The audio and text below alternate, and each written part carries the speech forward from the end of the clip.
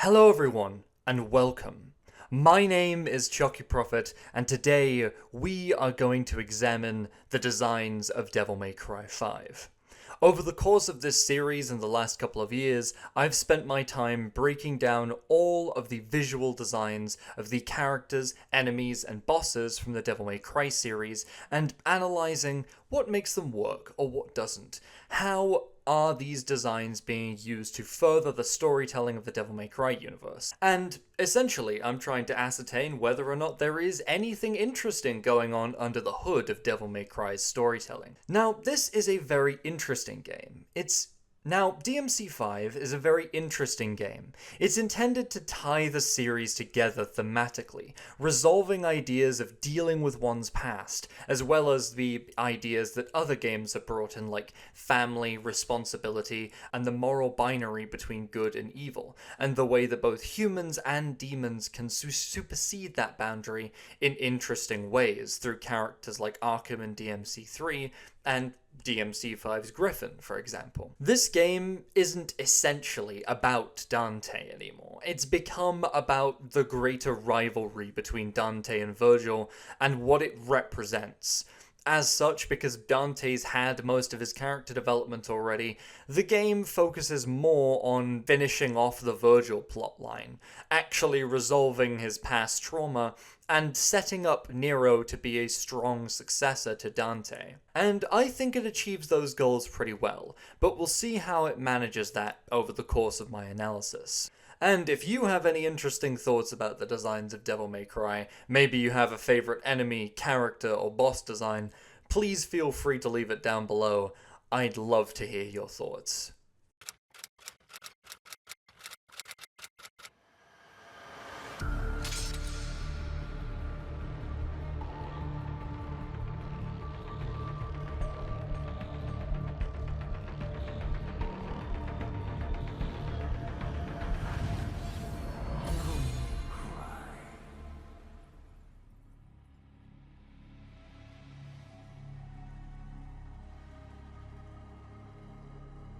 Nero's character design is a massive improvement from DMC4 in so many ways.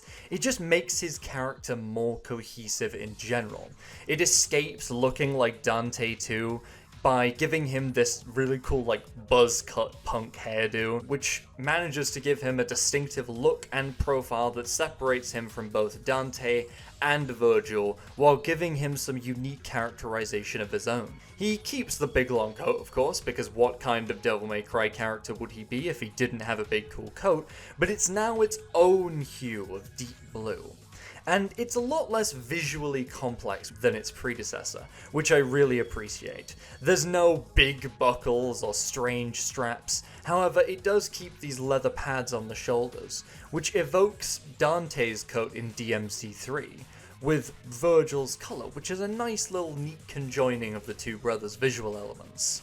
He then has a red jumper beneath that, replacing his old, weird Final Fantasy zip jacket. This jumper does a lot of lovely characterization with how ripped up and tattered it is. It really gives more of a fun sense of ruggedness to Nero. And then the white shirt beneath it all doesn't show up much, but it does add a neat visual contrast when you do see it. It's also an important use of color, thematically speaking, with Nero's character, but we'll get to that in a second. Moving on from his coat, he's got baggy black pants, big stompy boots, and a single fingerless glove, which add a lot of really neat character to Nero's design. These feel like clothes this character just kind of organically threw on, rather than part of a manufactured design, which is really nice. The Red Queen and the Blue Rose are pretty similar to their previous incarnations, but because of the extra detail, Red Queen is much more openly mechanical, which suits it as a representation of Nero's wild demonic aggression being refined into his clear purpose to defeat the demon. The Devil Breakers Nero gets all look really great. They've been well rendered in terms of mechanical complexity. Gerbera and Ragtime particularly stick out as my favorites. Definitely not because I've used them the most. His Devil Trigger form is really, really nice. My second favourite in the series after Lucia, with his outermost scales being the same red as his jumper, and his chest being a light blue with light blue energy flashing out. The addition of the wings of light on his back and their grappling fists absolutely makes this design though.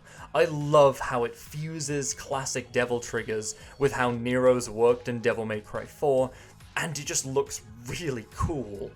And I love how these continue to appear in his base form as an armor of light over his shoulders, again like how the Devil Trigger worked in DMC4. In terms of the story, Nero is the binding link that pulls Vergil and Dante together. Like Dante, he has a rebellious punky streak, and refuses the authority of the demons, mocking them at every turn. But also, like his father, he retains a deep-seated emotional core of trauma and pain below everything else, due to the fact that he failed to save Credo, which, although it is not made out to be a giant moment in DMC4, in terms of Nero's overall characterization is central to the way he acts in this game, as Credo was basically his half-brother. He is now determined to save everyone he can within his family, and laments his inability to do so due to his own weakness, much like Vergil. It's a really fun way to write a cross between two initially diametrically opposed characters, whose primary aspects blend and mix in Nero really nicely, until he becomes entirely his own character, something which he really struggled with in DMC4. In terms of the devil/human binary, he's very interesting. He has a much lower percentage of devil power compared to human power than Dante or Vergil, so he starts the game much weaker, and must fight for every inch of strength he gains. I actually wish this game built on this a little bit more, with him struggling more against some different boss demons perhaps. It's not a huge thing, I just think it's a direction that could have been kind of cool with his character.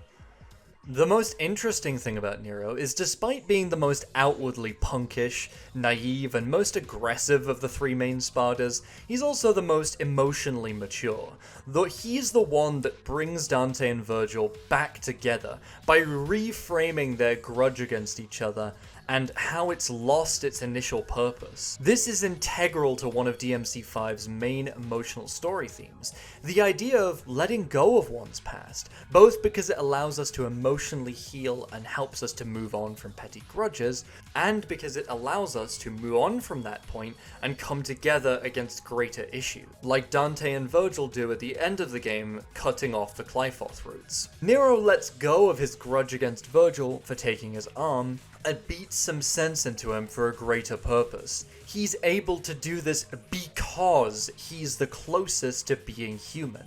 The series optimism iterates itself yet again, and there you have the series optimism showing itself yet again.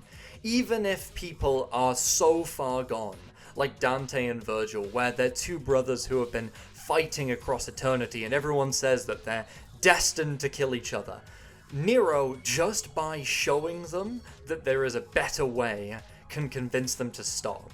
Nero's design is excellent at expressing these themes, I think. The torn jumper, leather on his shoulders, and fingerless gloves all show the punk influence in a similar way to Dante, but take it in a new direction that keeps his design visually fresh and unique.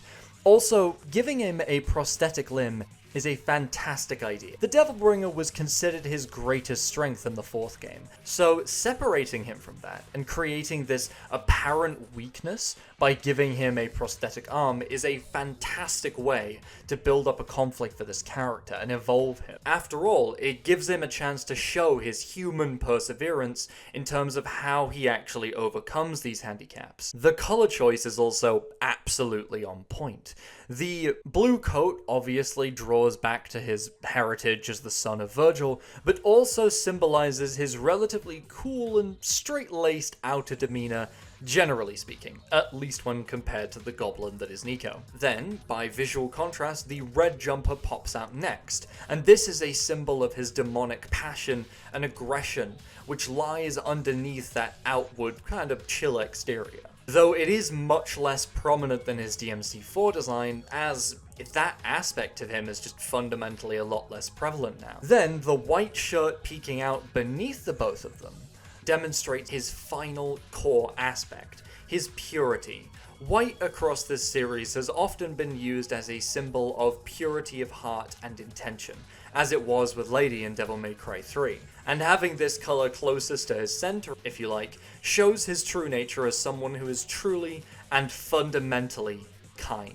These colors also obviously reference his role as a combination of Dante and Virgil's traits, with something beneath it all that makes him more emotionally mature than the both of them. If we imagine Dante and Virgil as a kind of yin-yang dynamic, where one found purpose for his power through protecting others, while the other one desperately searches for power in order to protect himself, Nero is the balance between these two characters, embodying the best aspects of each. That's why he's able to resolve their dispute and reveal the fact that the fight has essentially become meaningless. I really genuinely love the reinvention of this design and his storytelling. It takes a character with a lot of confused directions and intent and clarifies him into one of the most, if not the most, interesting character in the series so far. It takes his connection to Dante and Virgil, which at first was entirely his character, and does something really meaningful with that, where it's not just making him a carbon copy of what's gone before, and doing something genuinely unique with him. What a glow up. S tier. V is an interesting little design. He is the human half of Virgil that was cast off in order to attain pure demonic power. He's an edgy emo boy with black hair. Now stripped of demonic power, he's thin and frail and incapable of fighting enemies for himself. Contrasting strongly with the other characters that lead this game, contrasting strongly with the other main protagonists of the game that makes him instantly compelling. He has a long black leather coat with his arms exposed and his chest partially exposed. The complete use of the color black fits in nicely with his role effectively as a shadow of Virgil, rather than anything complete and fully formed himself. The choice of leather as the base material for the coat fits in with the other Devil May Cry protagonists' focus on leather to represent rebellion within their designs, which keeps him in sync with the others even if he is very visually distinct. Openness of the chest and arms relates back to that earlier design choice in the series of human characters having very open design versus demons who are very closed off, trying to hide their true selves. And this contrasts him really nicely with Urizen. Interesting though that his chest still remains bound visually. The tattoos are the extra amount of flair that were added onto this design to just give it a bit more pizzazz. They fit in with the punk rock theme, but also V's characterization. But also, tattoos are something which are quite inherently human and man-made. They make us feel more connected to him because we can instantly identify that, yeah, that guy's human. Again, much like with Nero, his accessories also further built up the punk look, like his fingerless gloves, while adding a lot of texture to the design. I believe all of the main protagonists have these gloves, which is a quite cool little link between the three. It's also interesting that this glove is on the hand that wields the cane that stores his demonic power, or at least what little demonic power remains. It's almost seeming to suggest that he needs a barrier between himself and it. The cane is deliberately quite simple. It draws attention naturally because of V's reliance on it and the black versus silver color contrast, so it's not overburdened with details so as to not drag you away from V, who is the main star in this design, but has just enough character to remain distinct. V wears sandals, once again a symbol of human vulnerability, linked with his openly visible skin, as well as drawing dual connotations. When you think of someone wearing sandals, you think of maybe like a saint or a martyr-like figure from ancient time, or perhaps you think of some sort of inherent weakness. V in his Devil Trigger form is very simple. He literally just gets the DMC reboot treatment and his hair turns white to hint at his true identity. This shows the release of his limited demonic power as well, as the silver color flows up through his cane and into his hair. Moving on to his demons, it's interesting how Vergil's memories of these DMC1 demons humanize them. Shadow is now just a dark panther in base form, much less jagged and ferocious looking than its original demon self. While it can still change its shape into weapons as needed, it maintains its cat form as its sense of normality, Vergil refining it into a much less ferocious and much more palatable pet, rather than the demonic weapon it was supposed to be. Griffin is another excellent example, significantly reduced in size and no longer chimeric and made up of several birds fused together as in the DMC1 version. It's almost like a childlike misunderstanding of what Griffin is supposed to look like, but it still maintains its characteristic split mouth. Nightmare, meanwhile, retains its diametric opposition between being sludge and rune-etched battle armor. However, instead of it just being a pile of sludge littered with corpses and little bits of a battle tank, Nightmare is now a giant that V can hop aboard to stay protected, which shifts its priority from offense to protection. It's an interesting detail that the actual manifestation of these shadows takes elements from the special abilities of the three demons to build a composite of all of their three traits. They have Shadow's core versus shadow form dynamic, Nightmare's ability to conjure up illusions based on memories, and Griffin's nature as a chimeric beast. Storytelling-wise, V is a really interesting character. As I said in my review, unfortunately, the best parts of him are stitched onto the side manga Visions of V. But even within the OG game, with a little bit of context, if you can make sense of him, he's really, really cool.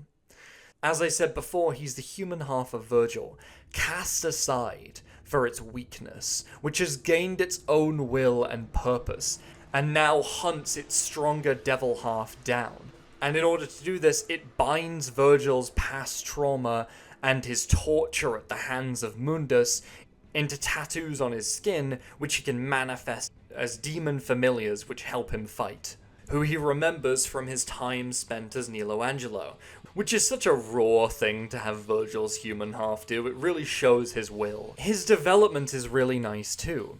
He initially views Dante and Nero as little more than pawns in his game to regain his demonic body. However, over the course of the game, V inexorably starts to form bonds with those around him, particularly Nero, as no matter how much V wants to avoid it, V is undeniably human and cannot help but form bonds with those around him.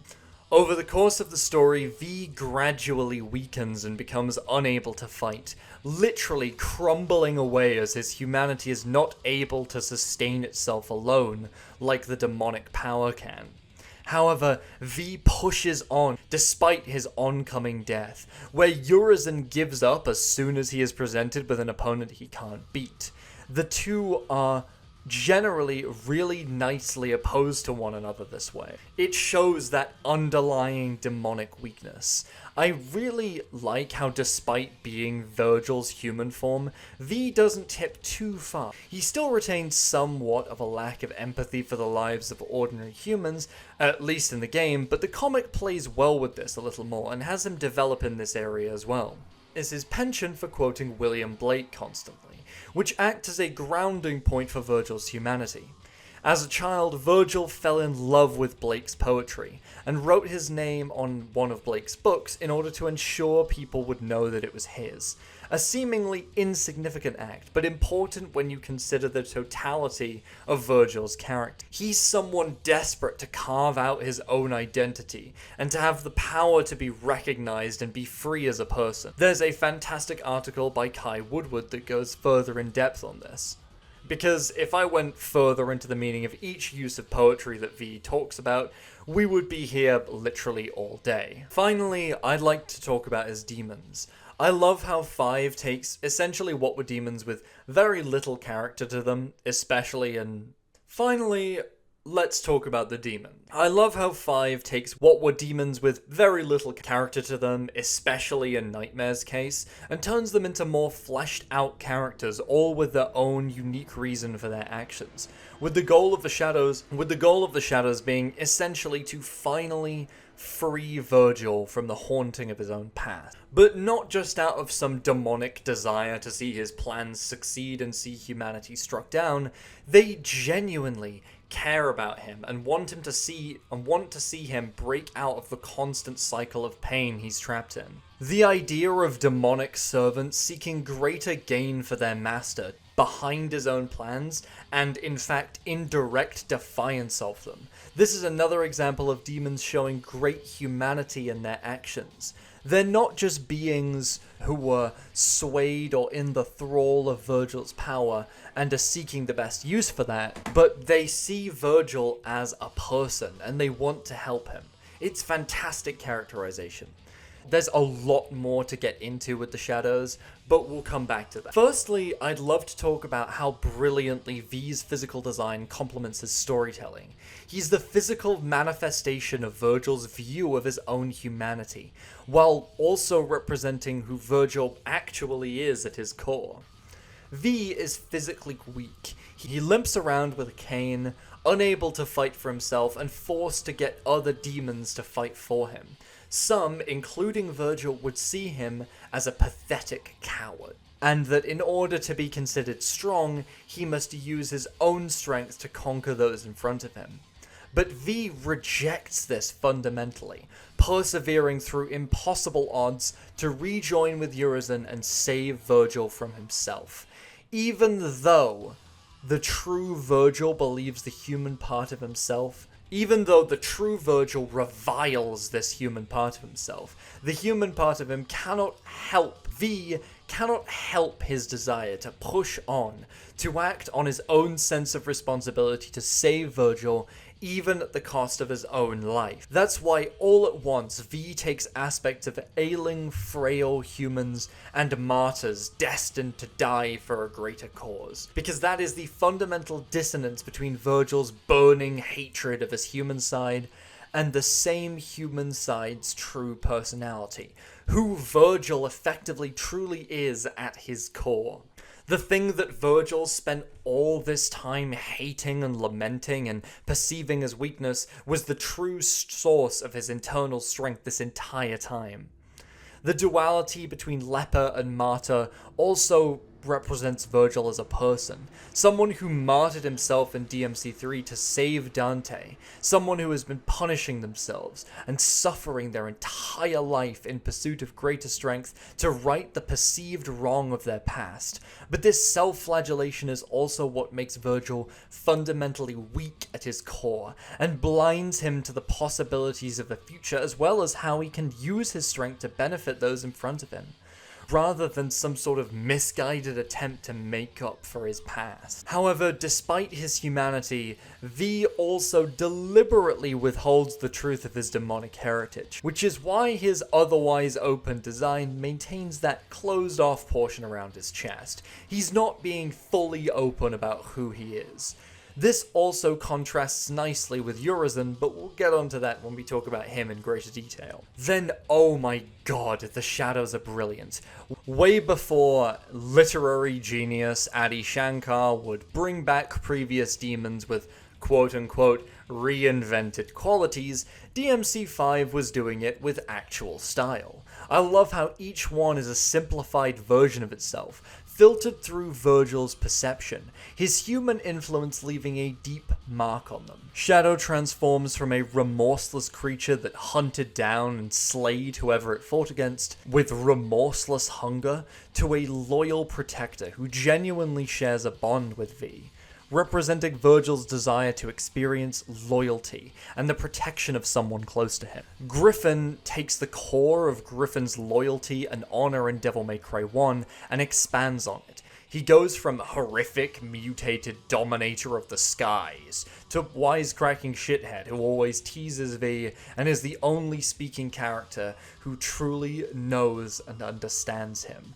representing Virgil's need for kinship and common understanding. It's also interesting that Griffin takes on the form of a wisecracking, arrogant character, a lot like his brother Dante, showing Virgil's deep-seated connection to Dante and love for him as the only person he can really relate to, despite Virgil's outward hatred. Nightmare makes the most drastic transformation, from silent weapon of Mundus with no ego other than ingrained programming to kill, to protective silent giant that fights for thee, blowing away his adversaries, showing Virgil's innate desperate need to feel protected by someone more powerful than himself, to rely on someone else.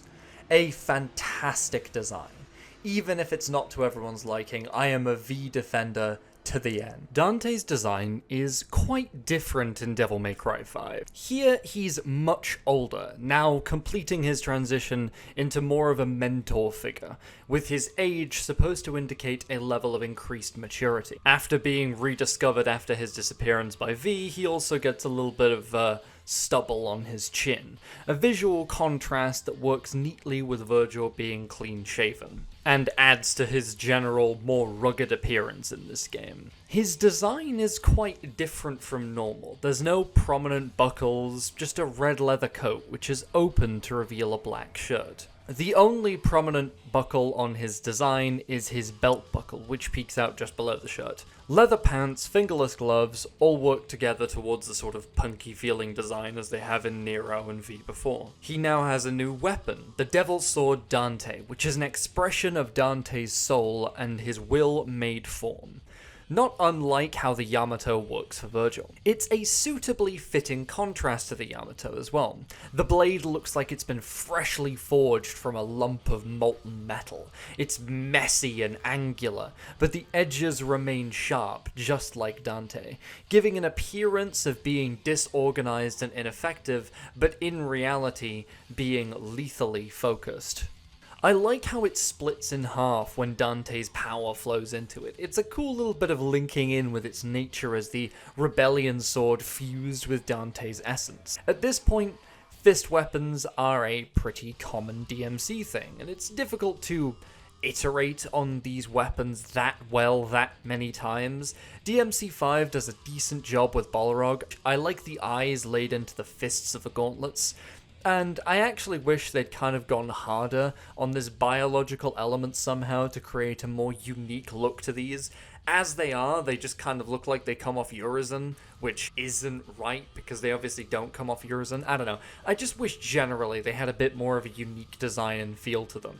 In general, the Devil Arms continue the theme across the series of having multiple parts, functions, or some form of inherent duality to them. None of Dante's weapons are just simple. Dante's Devil Trigger is much more humanoid than in some of the previous games, with most of his human face remaining, but his shape language becomes much more angular and spiny to represent his increased level of power. His coat becomes an exoskeleton that unfurls, and takes elements from DMC1 and DMC3 Devil Trigger designs and refines them. It's essentially sort of an interim transformation between his base and Super Devil Trigger forms. Still not the biggest fan of this design, but they have really made it better in retrospect with the addition of SDT because it can act as this sort of interim point. His Super Devil Trigger, meanwhile, is much more entertaining. Dante enters a fully demonic form, and these demon features entirely take over his human ones. He seethes with fiery demonic energy, representing his human passion contrasting with Virgil's cold blue. There's, again, images of duality with the blacker and colder outer shell versus the orange fiery inner core, which accentuates his own central duality. However, the angular lines on the design are used to specifically draw your attention to the pulsing orange core, demonstrating that despite his form, humanity is still at the core of who he is. It's a really cool evolution on the Margin form introduced in DMC2, with the idea of him having 4 wings returning from that design, adding a nice little sense of continuity to this design. But yeah, generally both the Devil Trigger and Super Devil Trigger forms are massive improvements on how Devil Trigger usually tends to look over the course of the series. I've made no secret of not really being a huge fan of any of Dante's Devil Trigger forms, and this is the first time that I actually felt cool when I transformed into one. Now, in terms of the story, this Dante has reached the end of his journey for the most part. He's accepted both his human and devil sides, and the last part is just turning to face his past with Vergil. He's forced to reconcile with it, as well as learning how to truly trust Nero as his successor, 2 things which he had clearly been avoiding to some degree. Dante sees it as his responsibility to end his brother, given their completely opposing philosophies when it comes to using their power, as well as Vergil's actions and how they affect the world around him. However, it's not the same as Lady vs. Arkham. The disagreement of Dante and Vergil is 2 fundamentally like-minded people who have a grudge essentially based on a tragic misunderstanding of each other's motives and their greater purpose. Both of them are trapped in this vicious cycle where they essentially assume that automatically they must fight each other, that they are on some grand diametrically opposed scale, and that they can never ever understand each other no matter what they do. That their battle is essentially to determine some kind of universal truth on who is right on the correct use of strength. But in this battle, Dante forgets the whole point of his power. He forgets that he should really be trying to save Vergil rather than kill him. Although, it is worth mentioning that Dante has matured over the course of the series enough to understand where Vergil is coming from and even empathize with him to some degree. Ultimately, though, Dante could not see past his own rivalry with Vergil, and it takes Nero intervening to help him understand. This also teaches Dante that he can rely on Nero enough to leave him in the human world to protect everyone. I think this is a really interesting way to make room to actually develop a basically fully developed protagonist. To have Dante be so wrapped up in this rivalry with his brother that he can't see himself or apply the lessons he's learned to this situation. As well as him being able to come to trust Nero, as he's accustomed to doing everything basically on his own. In spite of this really quite cool arc though, I think ironically we have definitely hit the point where Dante is obviously not the main character anymore. DMC1 and DMC3 do the heavy lifting in terms of getting Dante's character where it needs to be. Past DMC1, there's no great internal battle or strife for Dante to resolve and struggle through. He's already accepted his role as protector over the human world and his duality as both a demon and a human. He no longer hates himself or hates his father, and the last thing he has to do is accept his past with Vergil, which this game ties up. But I can definitely feel somewhat of a lack of focus on him with this design. All the other designs in this game are styled back to be more realistic and grounded to some degree, especially with the clothing, and I feel that this works to a disadvantage with Dante.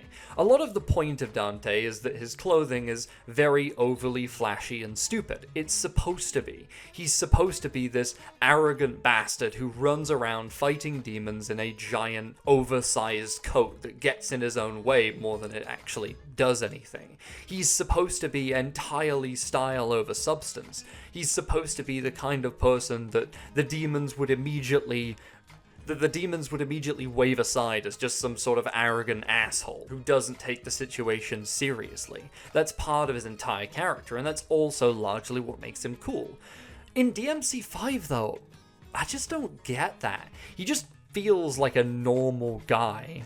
I don't know, maybe it's just a matter of personal taste, but it really feels like this design has far less character than 4, 1, or 3. Maybe it's because of its simplicity and lack of over-the-top gaudiness, but yeah, it just really doesn't quite come together for me. He feels way too much like a normal guy, and I know that's probably not a popular opinion, but yeah, the DMC5 design just doesn't work for me. The use of colour here is solid enough. It's similar to how these colours were used in DMC2, with red representing demonic passion and black reflecting the grounding effect on humanity.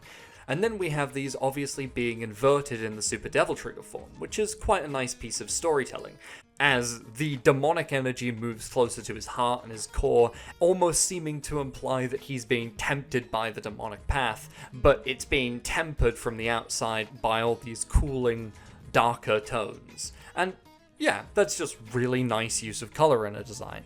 But again, on the subject of storytelling in Dante's design, one of the larger thematic points with Dante is that he's very incapable of opening up and letting others in this game. So why doesn't he have those buckles on his coat?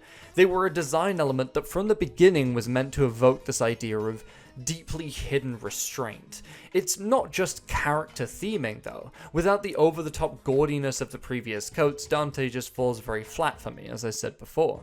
I think this is definitely my least favourite design for him in any of the main series games. In a note on the story, his development is very interesting in theory, but I feel a little unsatisfied that the story doesn't take all the time it needs to dig further into things like his relationship with Vergil in this game. If you were to play 3 directly into 5, then these elements would work pretty well, but just taking it as a standalone story, DMC5 does not do nearly enough work to build up Dante's relationship with Vergil and his conflicting feelings.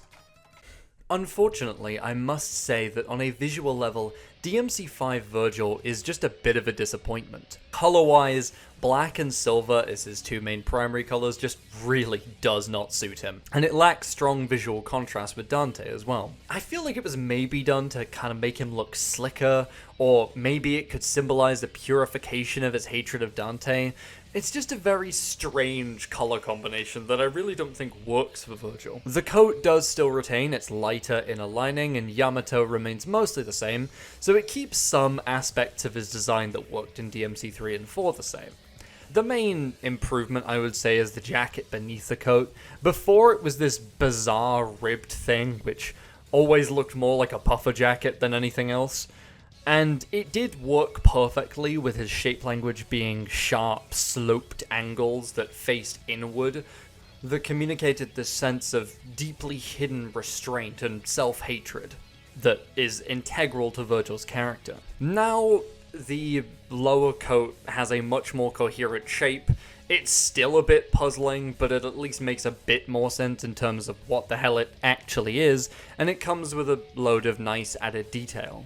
Additionally, I really like the extra buttons and tassels on the arms of the coat. It makes it feel very imperial and almost regal, which adds some nice contrasts with Dante's more flowing biker jacket. His Devil Trigger is nice, but it's a bit of a confusing mess of angles and color. It is a nice midpoint between Nero and Dante's Super Devil Trigger in terms of its form, but it works nicely mainly in contrast with the other two. And I'd prefer it if it was just a little bit more sleek, and I don't know, his Super Devil Trigger form just lacks the same gusto as Dante's for me. In terms of storytelling, I talked about most of the really good stuff with V, but again, I really do like how Vergil is handled in this game. I particularly enjoy in the finale when he effectively just keeps fighting Dante for the sake of it, after Urizen's defeat, seemingly completely unaware and uncaring about the crisis going on until Nero snaps him back out of it. Generally, I think Vergil is pretty well done in this game. The way he's treated in cutscenes is absolutely awesome, his fights bang, and while I am pretty neutral overall on his design, and I do think it is a downgrade from DMC3, it improves as many things as it worsens.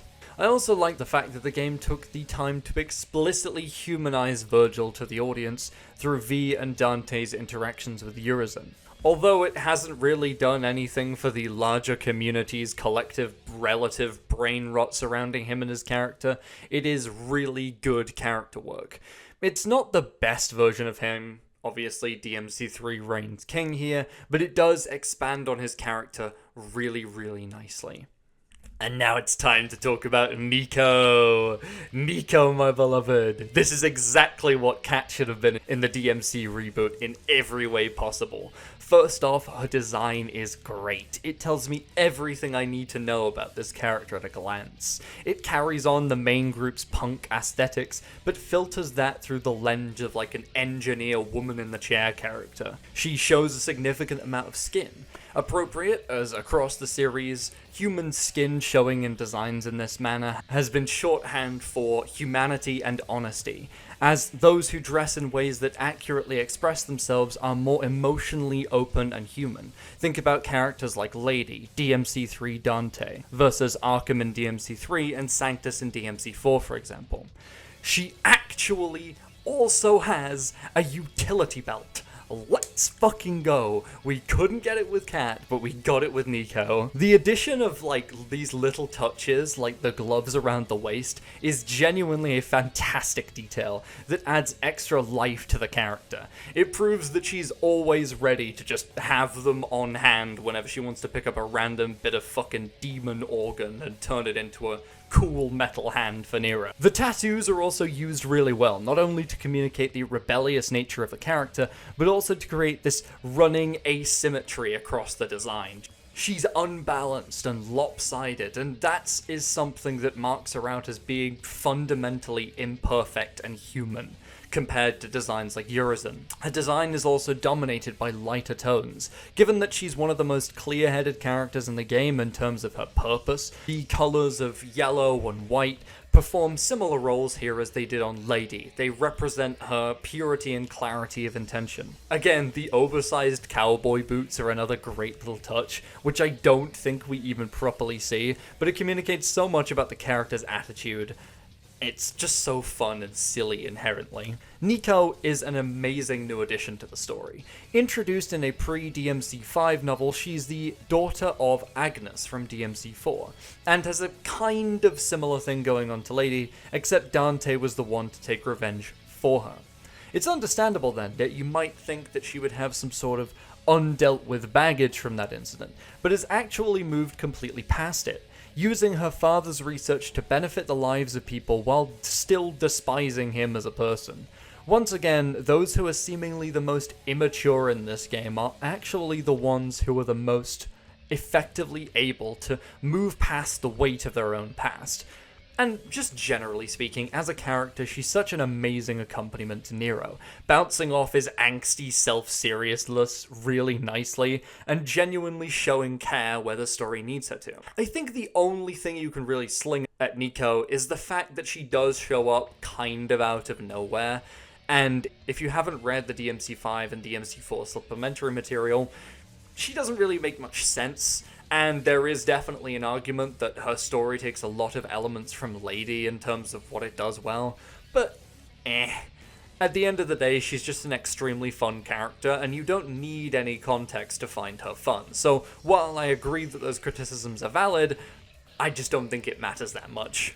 She's a fantastic addition, a real home run in terms of adding a new character with not that much screen time, making them fit really nicely into the world and giving them strong dynamics with existing characters. She works as an excellent example of the game's thematic gold standard, someone who's overcome their own bad past and used it to form a foundation for their current self. A lesson that our main characters need to learn from her. She also makes smoking look significantly cooler than DMC Dante ever did, so... Okay, so as much as I love Nico, I do kind of find myself wishing that all that attention could have been paid to certain other characters. Enter Lady+Trish. Now I'm putting Lady+Trish together because they're both equally shafted into oblivion by this game, and also because they're girlfriends, fuck you, fight me. DMC5 Trish is for the most part exactly identical to her earlier counterparts, except her top is a little shorter, and that's basically it, which is fine, but personally I think she just looks better with it being longer to provide stronger contrast. She's fine, she's good. she is what she is in all the other games. Lady, meanwhile, is a much larger departure from her previous incarnations. The colours remain the same because they suit the character's storytelling, however, unlike 4, and to an even greater degree somehow than 3, this game does a really good job at making her look like a veritable walking arsenal, with all the ammo pouches and holsters and grenades attached to the belt, almost forming like a skirt of weapons. The removal of the red boots is quite a shame though. They added a nice stab of contrast and linking in with Dante, which worked perfectly both visually and character-wise.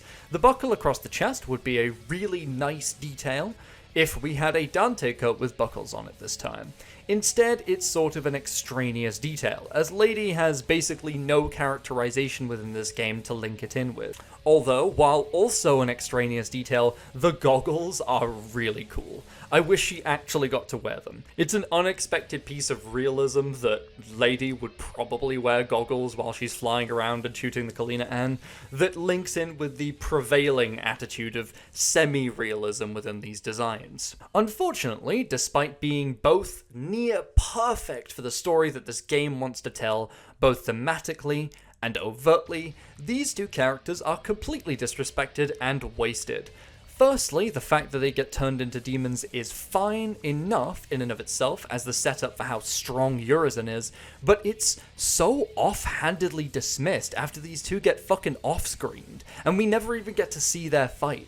If Virgil is any indication, being forced into a demonic puppet body against your will and forced to do the Demon King's bidding is an incredibly traumatic experience, especially for these two characters who both highly prioritize their agency and independency from demons. You've got Lady, who spent the first 18 years of her life viciously hating every demon she came across, whose life was ruined by a man obsessed by demons, and who above all else values her own purity, empathy, and strength of will. And then you've got Trish, someone who was made as a demonic puppet for the Demon King, and was able to learn her own humanity through meeting Dante, and reclaim herself. You think both of these two characters, with these strong ties to their own personal freedom, are just going to be completely unaffected by being turned into demonic walking zombies forced to fight their friends against their own will? No. It's just such a waste to not even see them react to this slightly. Neither of them have even a word going, oh fuck, I was locked in a fucking demon body for that long. And it's like it never even happened in the first place. And it is such a shame in terms of their characterization and in terms of the story in general. It would be amazing if we got to watch just even a few little cutscenes of these characters building themselves back up. But instead, Lady just spends 2 or 3 missions sort of moping around Nico's van for a bit, and Trish spends 1 mission lying naked listening to V's story, and that's it. They basically don't do anything else. Even outside of that, neither of these two are given any moment to do anything. Literally, not even of a scene of them breaking away from the main group to rescue survivors or anything like that. That would have genuinely saved it, just 1 scene. But instead, they just hang around doing nothing and occasionally vomit forth a line of expository dialogue. This doesn't have to be something that the game takes a grand departure from everything else to focus on. It doesn't require the complete rehaul of the plot, it just requires 5 or 10 minutes of dedicated attention to 2 characters that have been integral to the series over the course of its history. This, to me, is equivalent to ignoring Dante or Virgil's characters. Yes, I know Lady and Trish are side characters. They're less important, but they're both integral to the story the series is telling. And they're both integral to what the series wants us to learn from the story. And more than that, they're integral to what DMC5 is about. In fact, in a lot of ways, they're more integral than characters like Nero, Nico, or hell, even Dante and Virgil. These two breaking away from their own past is central to them, and as such, placing no focus on them does act as a real genuine detriment to the story, I find. And now we have a grand total of one piece of devilmaycry media where Trish is good, and a grand total of 2 pieces of devilmaycry media where Lady is good. It's such a shame. Let's kick off the enemy designs with the first one you ever meet, the Empusa. Empusas are insectoid ant-like creatures that have a symbiotic relationship with the Qliphoth tree. Each Empusa has its own predefined role in this ecology, and I really like this idea. I enjoy the fact that in this game, with its more realistic art style, it takes the time to actually build up some kind of real-world ecology for the demons. It makes them feel more biological and grounded, which fits in with the whole demon duality of claiming to have this otherworldly power that makes them superior to every other being, but realistically being bound by the same laws that every other creature is. And I really wish some of the other demons in this game went a bit harder on this aspect. The basic Empusa act as the worker ants, gathering blood from the Qliphoth and storing it on their back. However, once they've gathered enough, their blood sac will swell and they'll become much more aggressive. I love how this creates an image of these demons as being biological animals, driven by natural instincts and factors, which is contrasted strongly with how their physical design is executed. Basic Empusas are intentionally designed to not stand out. They're a basic enemy type that is... it's not really supposed to be a fighter in its lore, so it only really needs to be obvious to the player when it's more dangerous and it's in its blood sac form. There's this running sense with this design of the animalistic being contrasted against mutated human parts. The lower half of the Empusa is a bug-like carapace, while the upper body much more closely resembles pale, sickly human flesh, with bones splitting apart and stretching in uncomfortable angles, and intentionally mimicking human appendages, with the front mandibles especially being this disturbing pair of emaciated human hands, stretched out and bent backwards. There's lots of small, cool details here, like the strange spines on top of its head which seem to mimic human hair follicles, the small, almost vestigial bird wings on its back, which keep the demon anchored in the base ideas of demonology the series has gone for, like perverted angelic and divine forms being used to masquerade demonic darkness, but also adds in a nice splash of color, and keeps the Empusa in line with this bug-like shape language it's going for. The real coup de grace, though, are the 3 fused together human faces that make up the creature's head. They're brilliant for several reasons.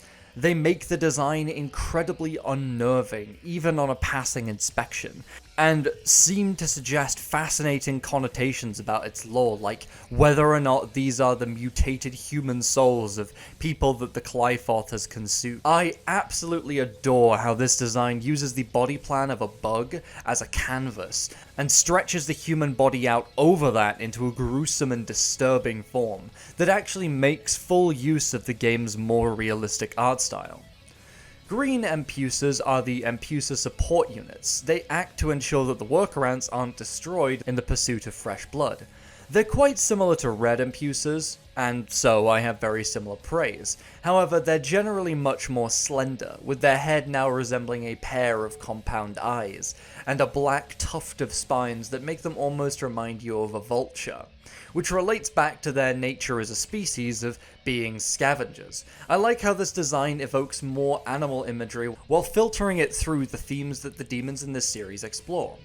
However, I don't really care for the wings on green Empusas. They break away from the cool angel parodying that the base Empusa has, as well as ruining the chimerism somewhat. It was much more fun when you had these bug-like creatures with bird-like wings. It was just a really fun contrast. The red Empusas are a slight variation on the regular Empusas, who have absorbed so much blood that their rear abdomen has crystallized. These are literally just beat them up to get money enemies. It's a cool way of integrating them into the lore in the game, but they're not that interesting.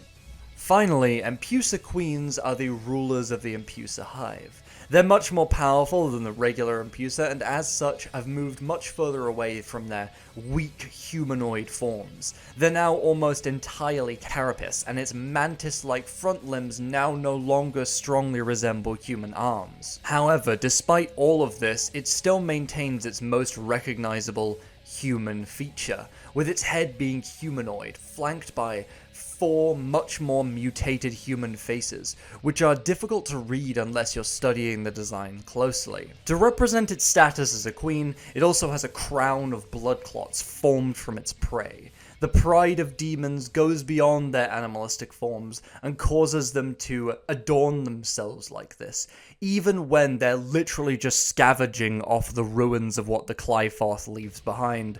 Their arrogance can't help but make them feel like they are the supreme being. The Empusa Queen is a really good final evolution, building on the strengths of the other 2 designs, and I actually like the fact that they've removed the wings. It means that even though this Empusa has gained all the power it wants, it's lost the freedom that came with its earlier weaker forms. The use of the name Empusa has quite a bit of a cool double meaning.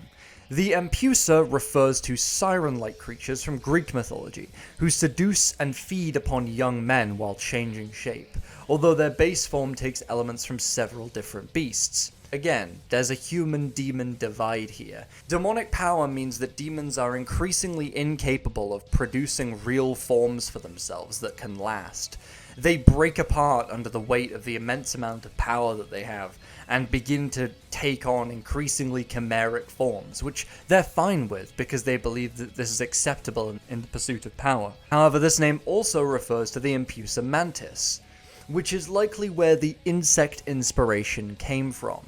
Both Empusas in mythology and Empusa mantises have a reputation as heartless carnivores. Hell Caina are the foot soldiers of hell, taking the form of emaciated zombies in long, flowing, dark robes, wielding long scythes. This sounds familiar. It's basically just a scaled-up version of the Hell Pride from the 3rd game. Like the Hell Pride from the 3rd game, Hell Cainas are obviously taking the human-inspired image of the Grim Reaper and using that to sow fear, just using their appearance. Once again, this is an example of demons who are in reality quite weak, using this projected facade of power to make humans bow down to them. Hell Cainas are one of many demons that take human or human approximate forms. Despite their supposed absolute power over humans, they always take their form in order to manifest. However, again, despite this supposed amazing power they perform, these foot soldiers only appear as emaciated cadavers without eyes. There's a lack of true substance or conviction backing up their power. After all, they're just hungry monsters. This design is beautifully accented though, with ropes wound tightly around certain areas in the demon's body, almost seeming to imply that it was held prisoner, generally giving this constant feeling of constriction and restraint, as though the demon is somehow holding itself back. The coolest piece of characterization here, though, is the crown of barbed wire wound around the creature's head, a reference to the biblical crown of thorns. It adds an important visual separation from Hell Prides, while building on the biblical imagery that this game works with. The crown of thorns was used to humiliate Jesus when he was crucified, by insulting his claim that he was a king of men.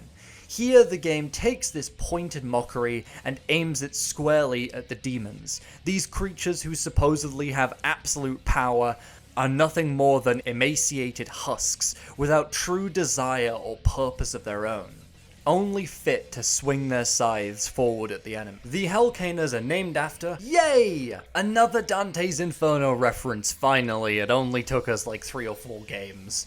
In the lowest level of Hell in the Divine Comedy, there are 4 frozen lakes: Caina, JUDECCA, Antenora, and Ptolemaea.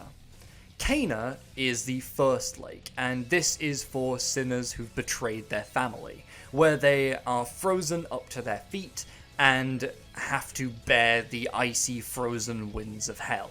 And it's possible that the emaciated form of the Caina is a reference to this. Though there is, I would argue, very little else within the Caina's design that is actually building towards this, it's still a neat little tie-in with the Divine Comedy. The Cainas are a strong reflection of the fundamental contradiction of demons. They claim to have absolute strength, but that strength leads to them taking hollow copies of human forms, and being unable to find a greater purpose than just swinging their weapons. Hell Antenoras are the next stage in this evolution chain along from Hell Cainas. They maintain the same base form, along with some interesting changes, and the continuation of the theme of being named after lakes in Cocytus. They now have a fully hooded head, with most of their features hidden from view, their scythes being exchanged for 2 giant cleavers. It gives it the striking appearance of a horror game enemy, more than a Devil May Cry game enemy. It's really evoking that Resident Evil DNA here. The switch from scythes to cleavers was a really smart choice. It suits its role as a berserker, and adds a bit of over-the-top levity to an otherwise quite creepy design that keeps it in line with Devil May Cry's tone. The hangman's noose around its neck adds really effective small detail. It definitely builds on this image of a prisoner or criminal that's been attempted to be executed. The hunched back adds a sense of insane, aggressive force. It's constantly leaning forward to grasp and strike at the player as much as possible. It reads as a design of a creature twisted into a monster by some outside force. The green poison on the cleavers carries no effect in game, but is useful for adding a splash of visual contrast to the design, to make the cleavers more easily noticeable in combat, but also just to make the design pop a little bit more visually. As I said before, the Antenoras are named for another of the hellish lakes in Cocytus. The river Antenora is where sinners are frozen up to the neck deep. These are reserved for traitors to their country. Again, this has no grand link in with the Antenora itself, but it's just a cool little detail. The Hell Antenora in the lore are tortured Hell Cainas that have gone insane. They are used as Hell's shock troops, deliberately made to be more sensitive to pain, so they have a way to activate their berserker mode when they're struck. Now, this relates back to all of the themes we've mentioned previously.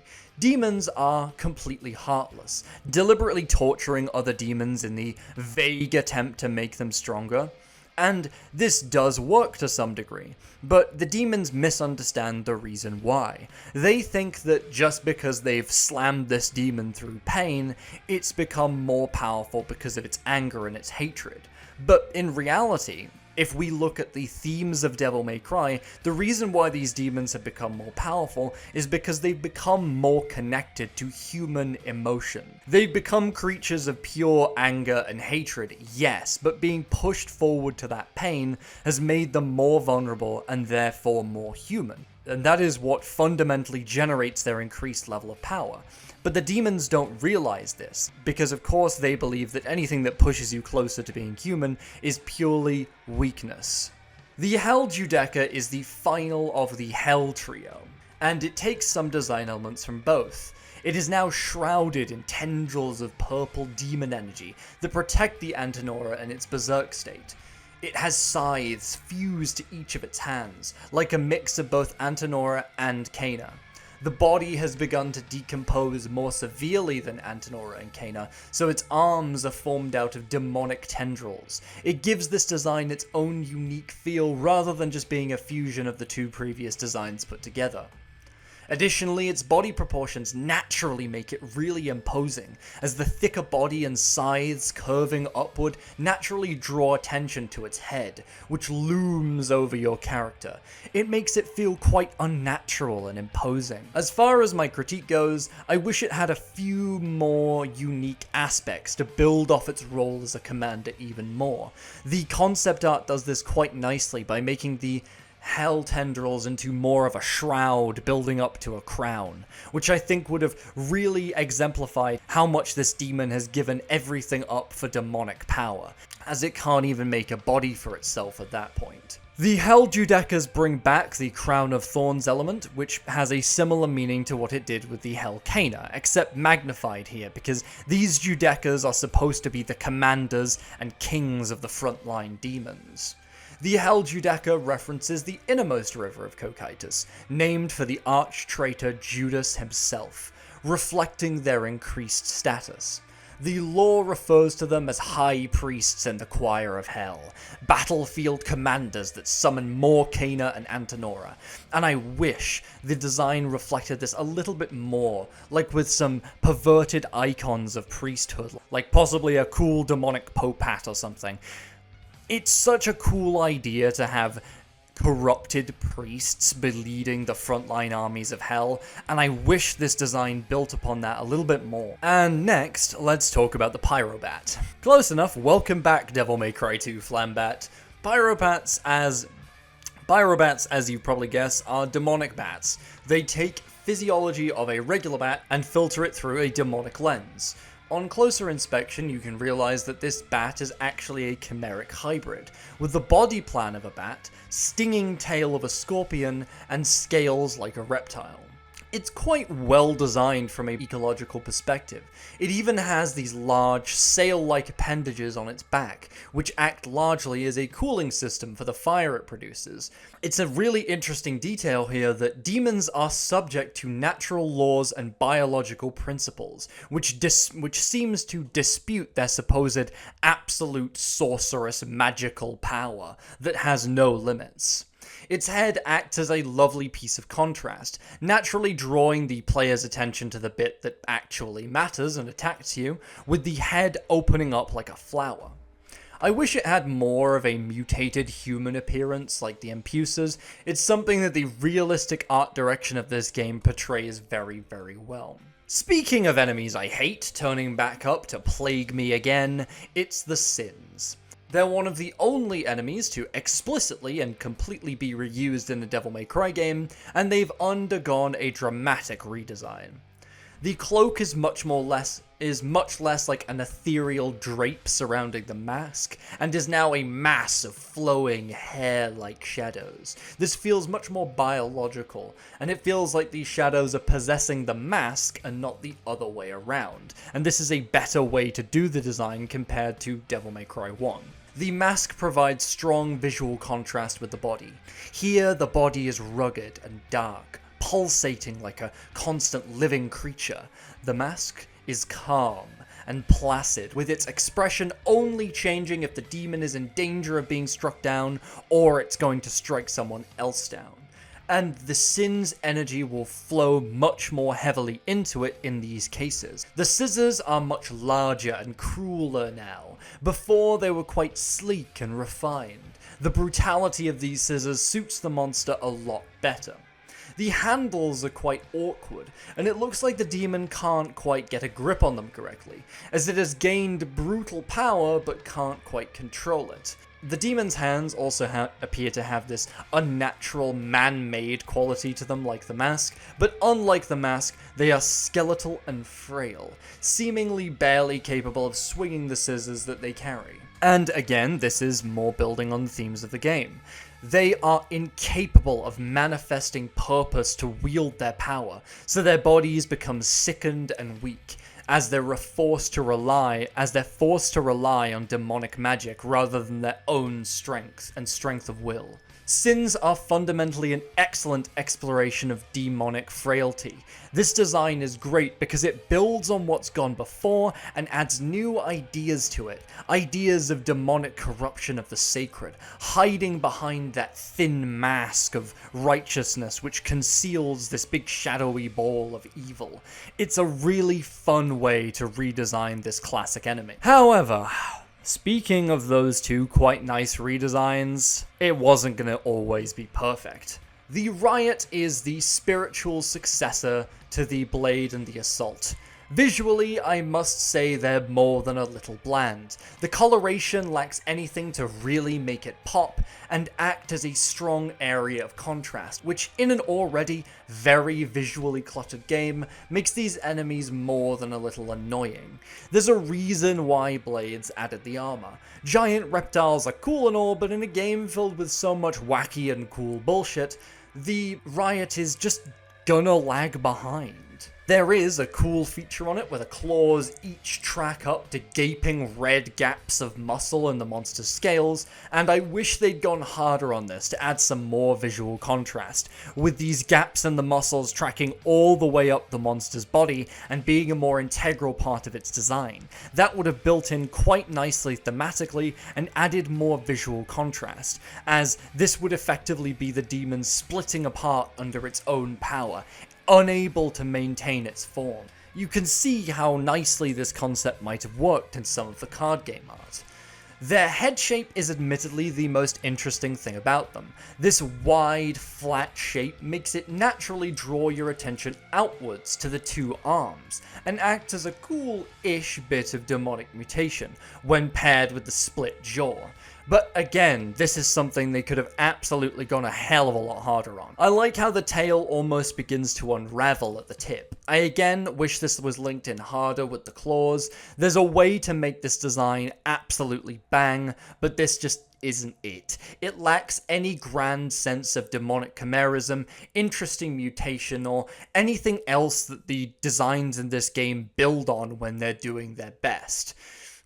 It's just not a very interesting design to me fundamentally. The Scudo and Proto Angelos are mass-produced versions of Devil May Cry 1's Nilo Angelo. Scudo Angelo is the grunt variant, carrying a large shield with a little face in the center. And the Proto Angelo is the more Nilo-looking variant with a big sword. One thing I really like about these designs is how their armor both appears biological and sculpted at the same time, with their breastplates mimicking a disheveled human ribcage, and their expressionless yet perfectly sculpted faces. I love the homages to Virgil's influence here, through the blue accents on both Scudo and Proto, as well as the chest plate on both, mimicking Virgil's coat.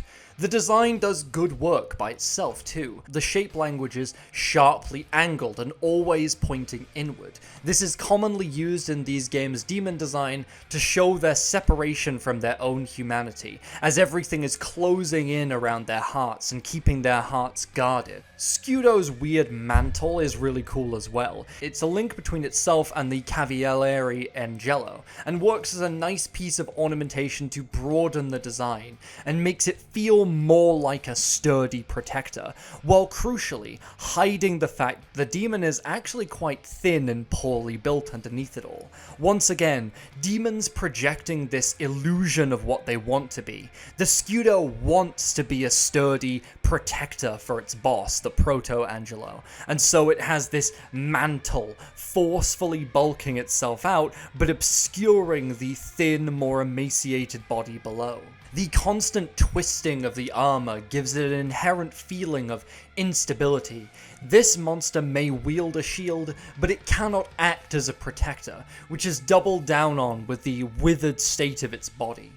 It has no eyes, no soul, no need to see what it is protecting. Demonic power robs you of purpose. This demon is nothing more than a shell, mimicking the idea of a noble human knight, as demons don't understand heart. They understand that protecting those of high status is beneficial in a practical sense, but they don't understand the concept of loyalty.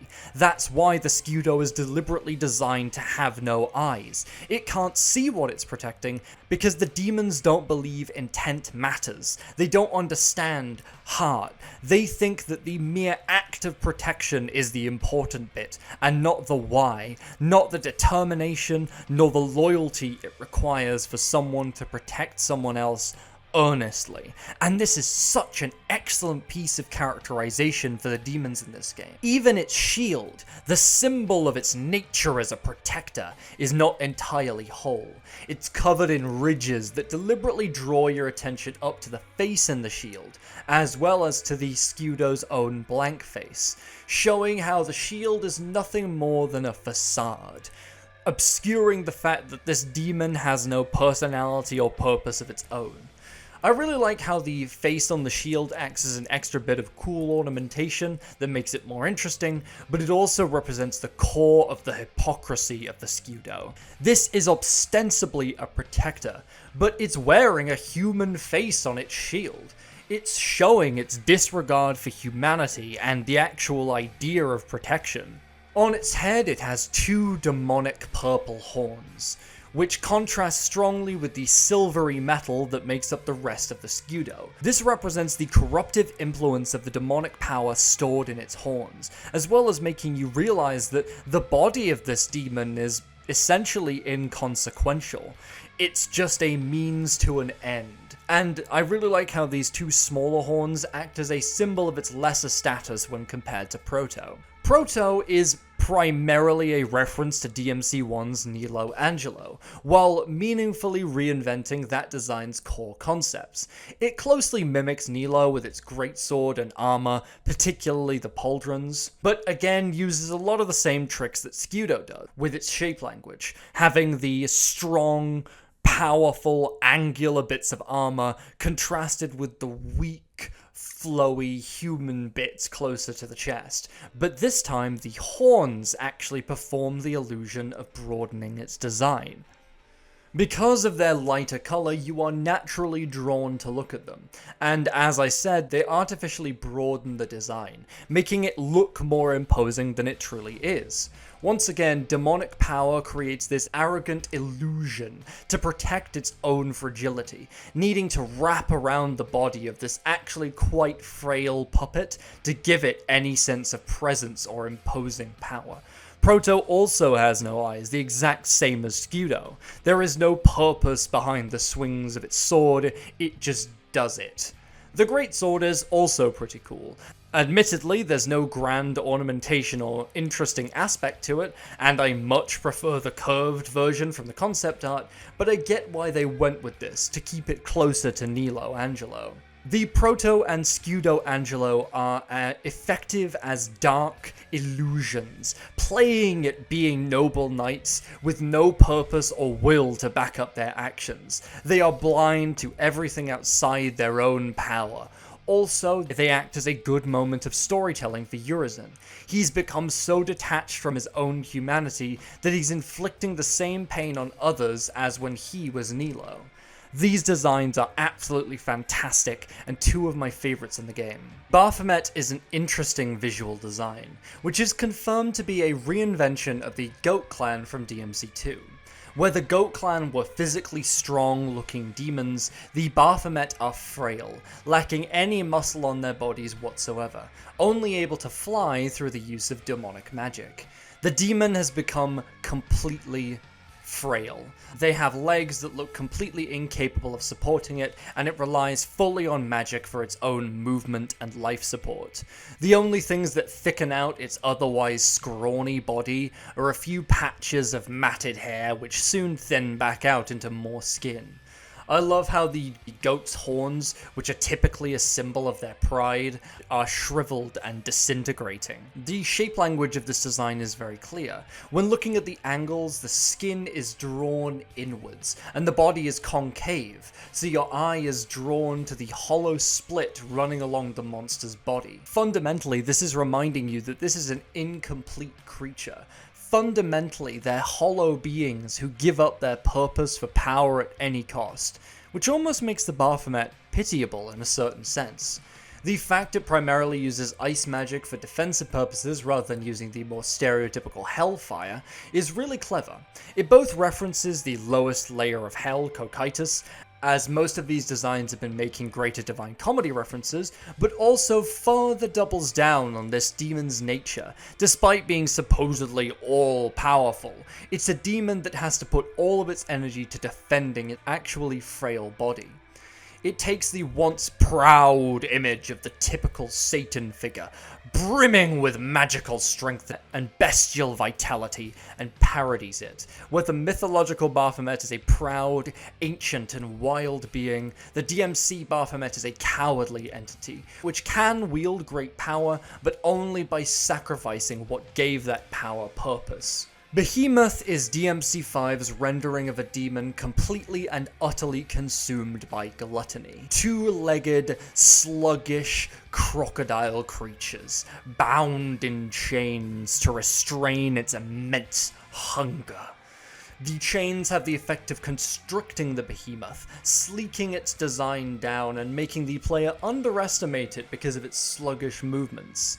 However, when the chains are broken, two massive, scaly tongues erupt from its mouth, as its jaw splits open to reveal a maw, which is just rows and rows of teeth. I like how the main body is purposefully quite under-designed here. Beyond its base shape, post the chains being broken, there's nothing for you to really latch your eye onto here, apart from the giant tongues and the mouth, because that's what really matters.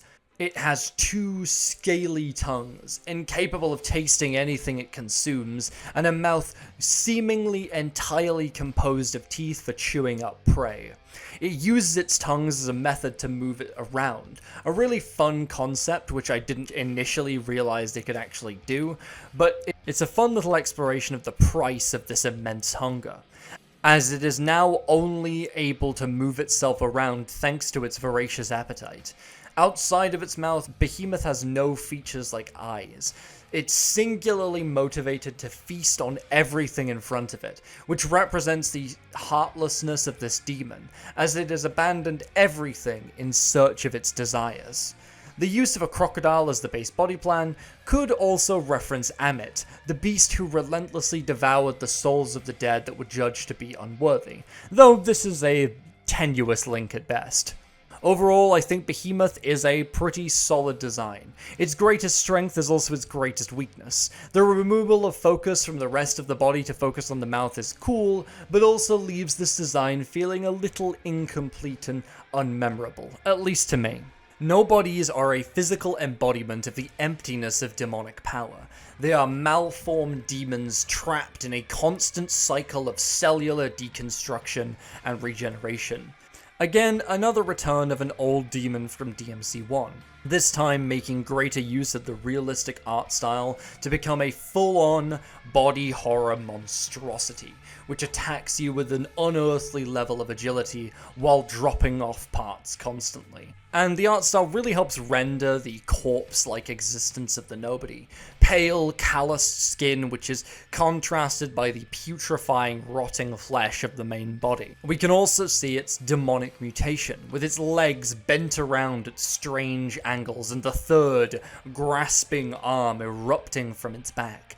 Eyes growing from random parts of the body, which reminds me of the walls of hell itself in DMC1. It could be said to be the purest form of a demon, without ego, and it reminds me a lot of Mundus's true form, and I think this is what the Nobody was always supposed to be going for, which I missed out in my DMC1 design analysis. The Nobodies are the most vicious and spiteful form of demon that even other demons don't like, and they represent the heart of this species. When a demon exists without ego or without any sense of itself, they are just hunks of meat, constantly spitefully chasing after others. However, despite this and despite outward appearances, the Nobody is actually one of the most sinister and intelligent demons, being able to neatly evade your strikes as well as drain your devil trigger, one of the few lesser demons to actually demonstrate sentience through its worship of the demon sword Spada.